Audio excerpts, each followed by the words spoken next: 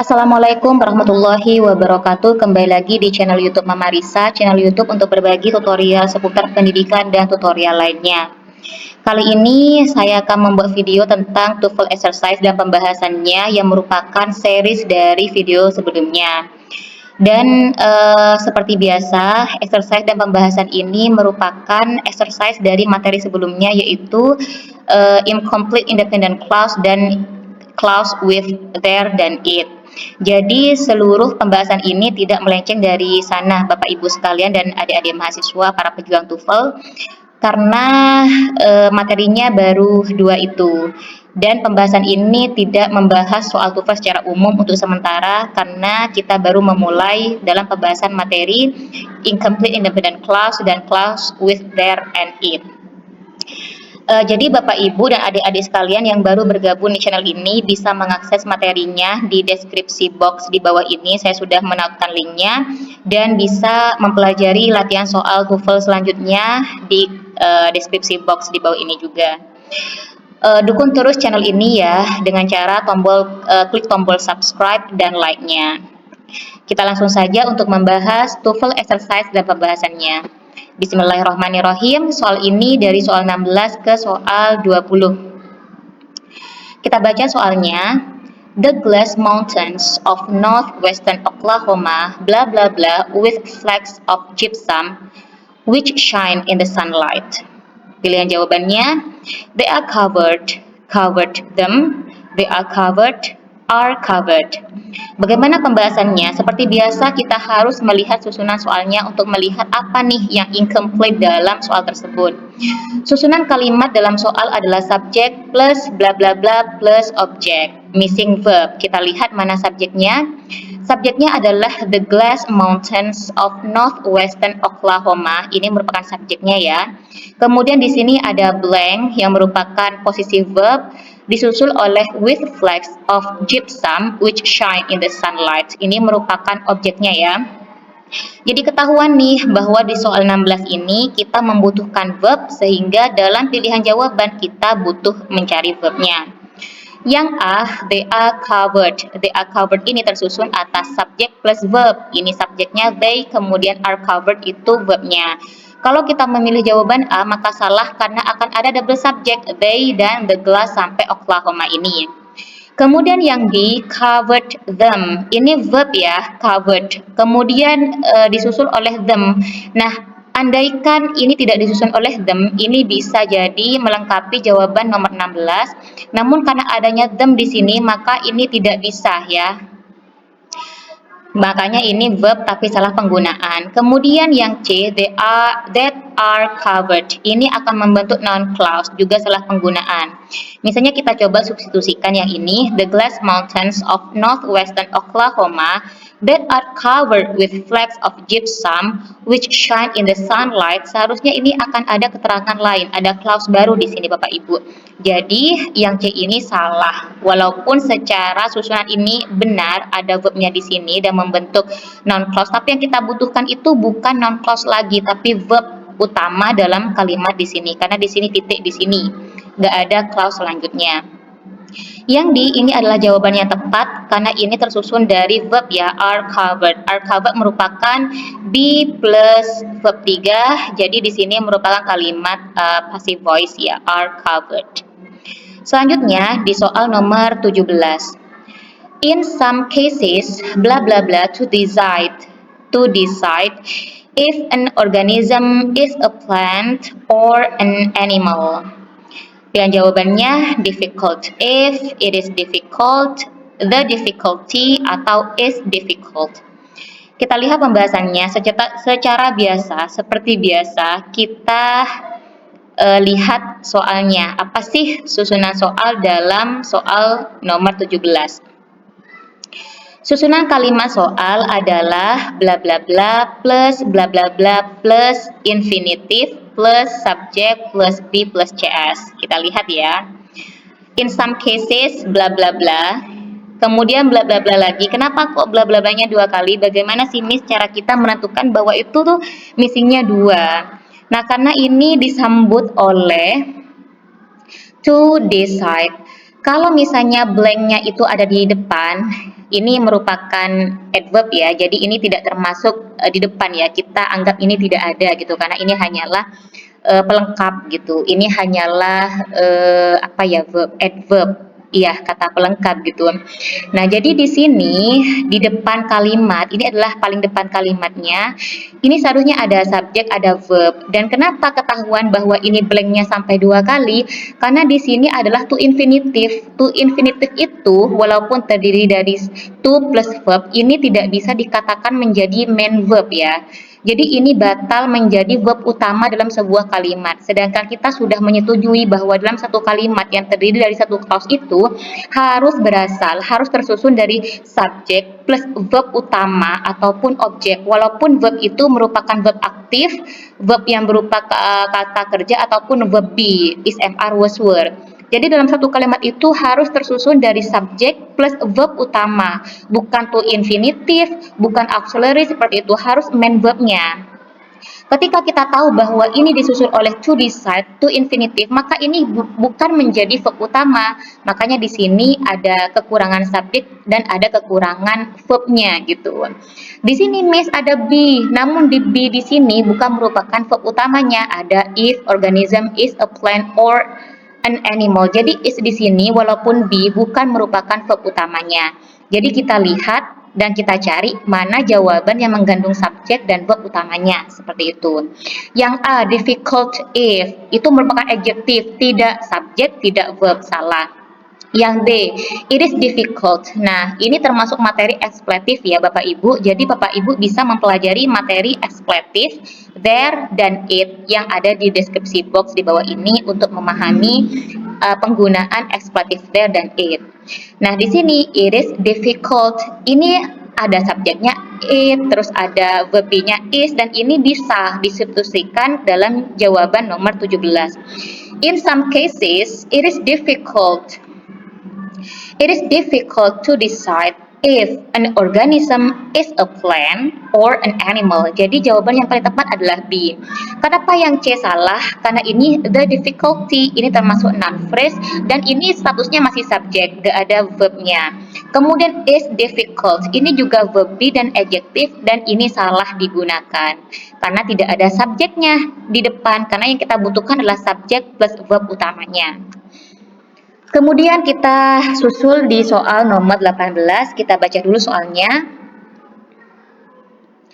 The first American novelist to have a major impact on world literature, bla bla bla bla bla bla.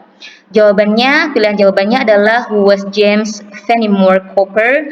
James Fenimore Cooper was James Fenimore Cooper atau was James Fenimore Cooper. Yuk kita lihat lagi susunan dalam soalnya. Susunan kata ya, susunan dalam soal adalah subject plus bla bla bla plus bla bla bla, missing verb be plus complement subject. Kita lihat mana subjeknya, the first American novelist to have a major impact on world literature.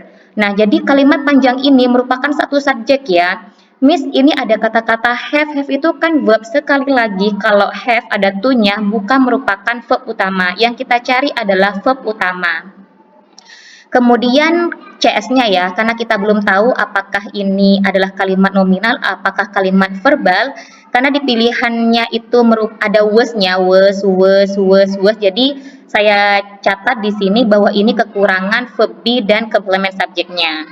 Nah, kita cari nih yang di sini yang urutannya adalah verb be kemudian complement subject.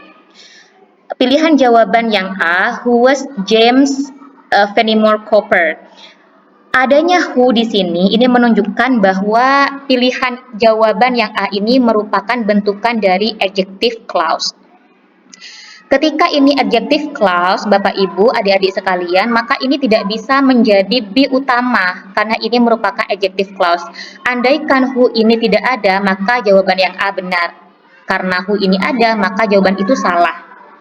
Yang B, James Fenimore Cooper was. Nah, di sini James Fenimore Cooper ini merupakan subjek, kemudian verb be. Maka salah juga, karena yang kita butuhkan adalah be plus complement subject, bukan subject plus verb be.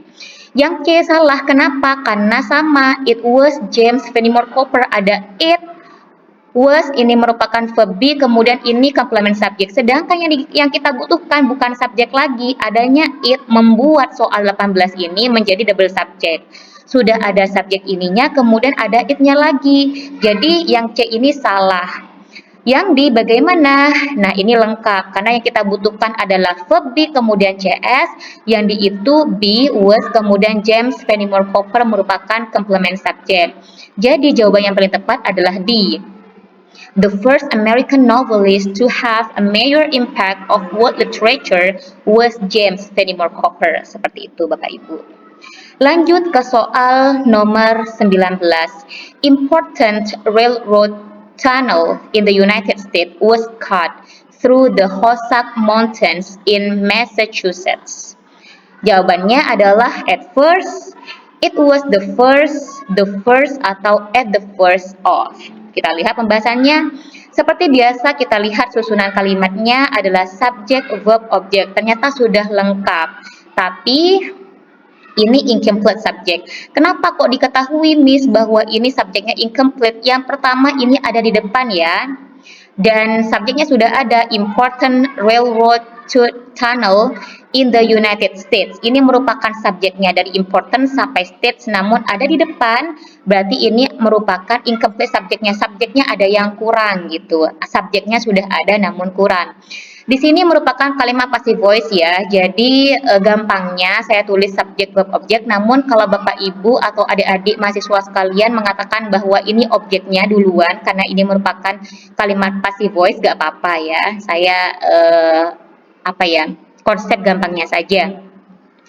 Nah, jadi kita lihat apa yang bisa melengkapi subjek ini.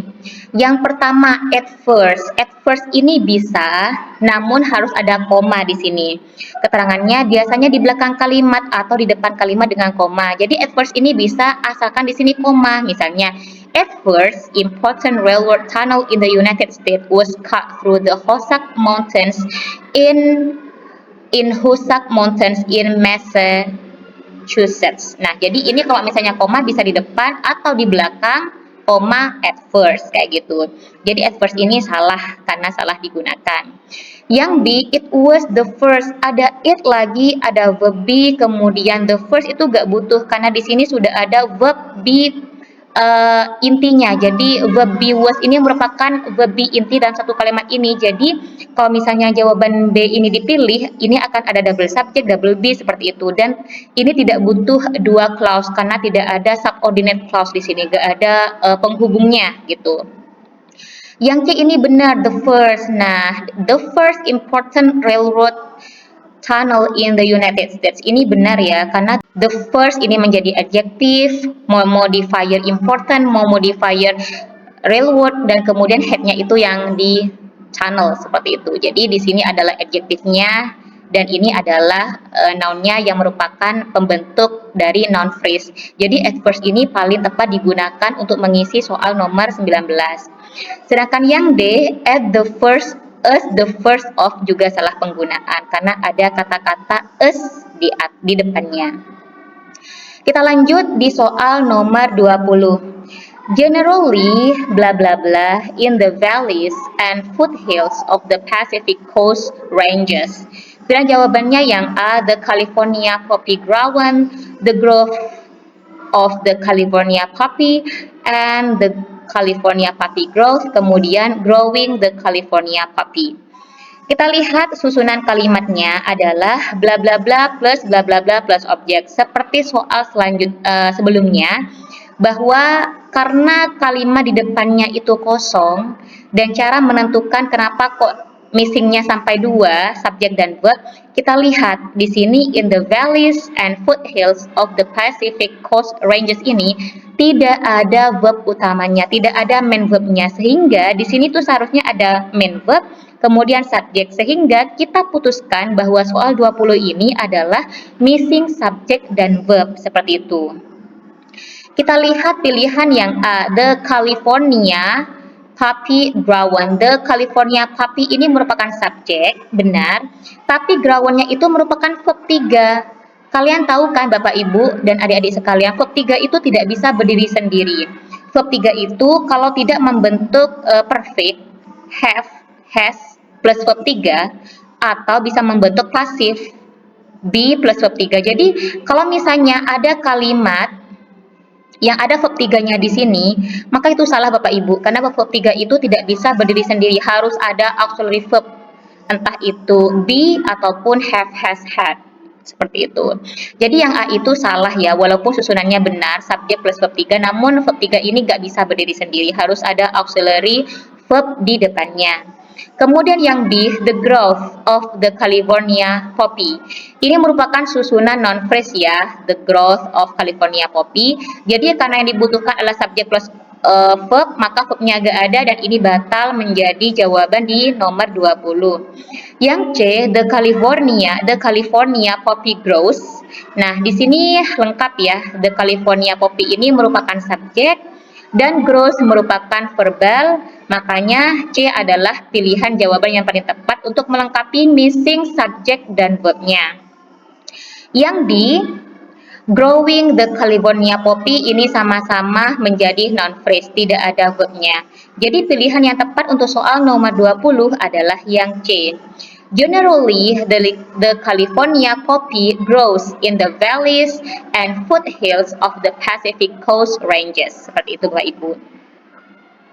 Oke, sekian video pembahasan TOEFL di kesempatan kali ini. Semoga video ini bermanfaat bagi para pejuang TOEFL dan semoga skor kalian sesuai dengan yang dibutuhkan. Jangan lupa untuk dukung channel ini dengan klik tombol subscribe dan like-nya. Terima kasih atas perhatiannya. Assalamualaikum warahmatullahi wabarakatuh.